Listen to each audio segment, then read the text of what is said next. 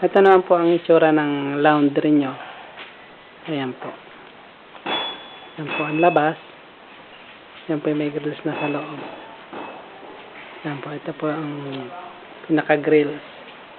Ayan. Papasok na po tayo. Ayan. Ayan po. Ayan po yan. So, yan sa aircon. Yan po yung cabinet.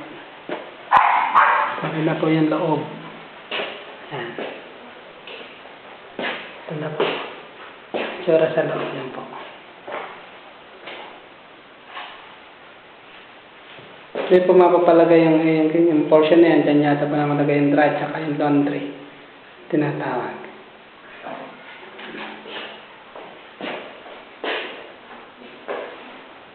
Tapos na po siya. Finish na.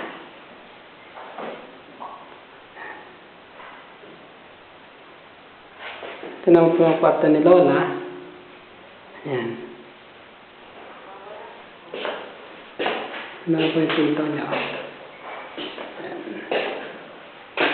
Tapos na po ito.